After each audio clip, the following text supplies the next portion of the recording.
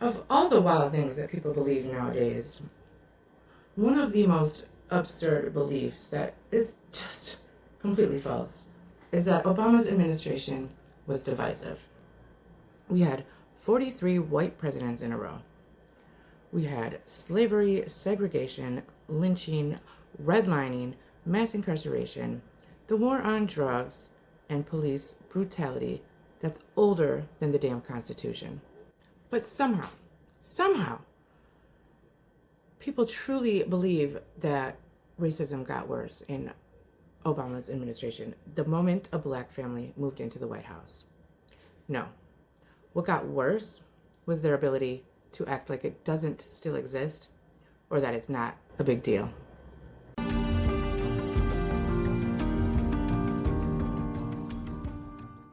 You are here on From Dirt We Grow with your host, Stephanie Kendall.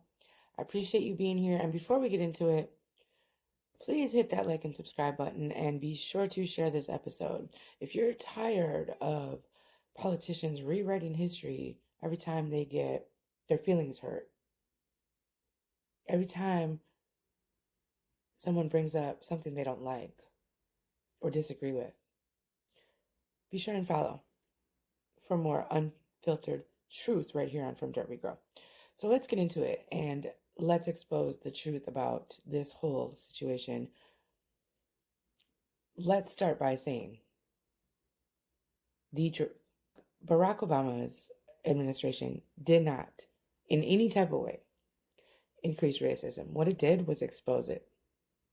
There's the truth. Now let's dig into it. To understand where this rhetoric came from in the first place, we're going to understand something called, it's a psychological principle called status threat.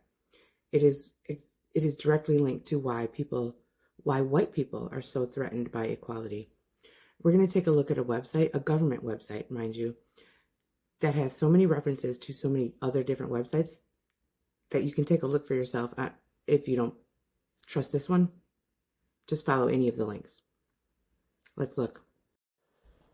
Okay, so here's the website we're at, the National Institutes of Health.gov. It is a government website. There are so many reference links in here. You can come to it for yourself and check it out.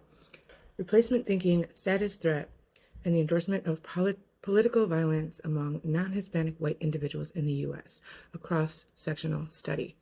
This has been a study done by many, many organizations. Let's look at the details.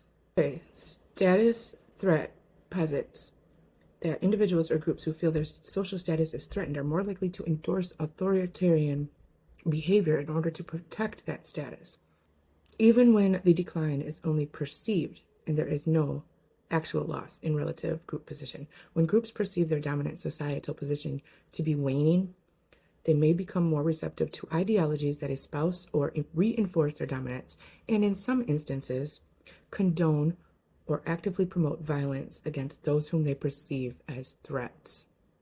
Replacement thinking and status threat have been directly linked to public violence in the past. The January 6, 2021 Capitol breach, resulting in 7 deaths and over 150 officer injuries, exemplifies the consequences of replacement thinking and status threat, fueled by baseless election fraud claims and a perceived decline in straight white male dominance. This event highlights how such perceptions can escalate to violence. Indeed, white identity, perceived victimhood from societal power loss, and conspiratorial thinking are all factors linked to this incident. People who've always been at the top start panicking when they think someone else is rising, even if nothing is being taken away from them. Obama didn't threaten anyone's life, rights, or safety. He threatened their ego. He shattered the image of who a president is supposed to be. Instead of confronting that bias, people say the wildest things they could think of. He made everything racist. Wrong. He made it visible. There's a big difference. Let me break down the business model because this part is important. The entire right-wing media machine exploded during Obama. They cashed in on, oh, he's divisive. He hates America. He's racist against white people.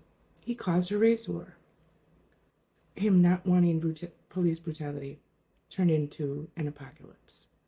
Any time he acknowledged the existence of racism, even in the most mild, watered-down way, they screamed, "See, he's bringing it up. That means he's making it worse."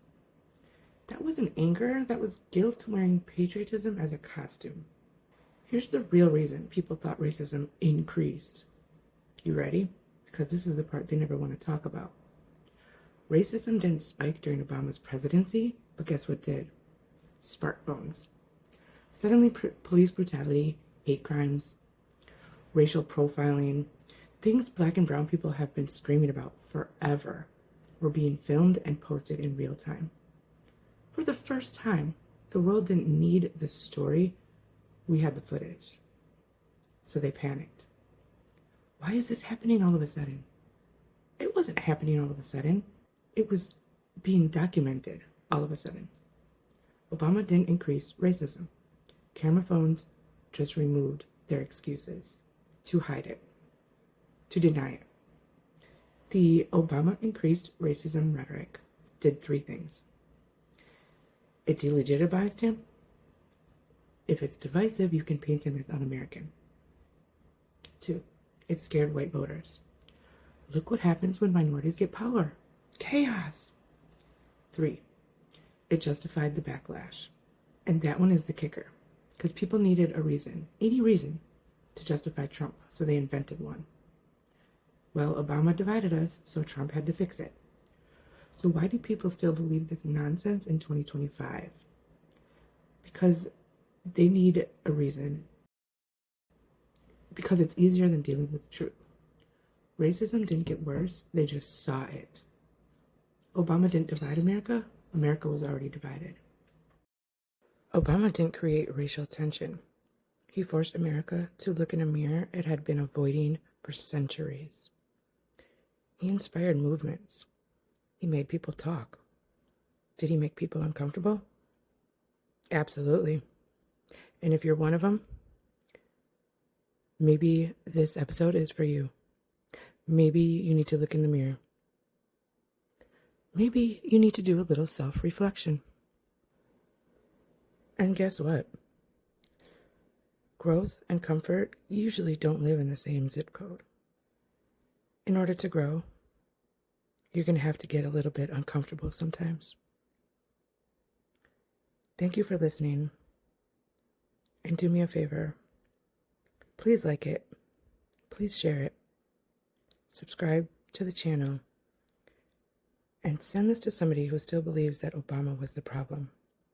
Because truth sounds a lot like hate to people who hate the truth. Join me next week for another episode of From Dirt We Grow.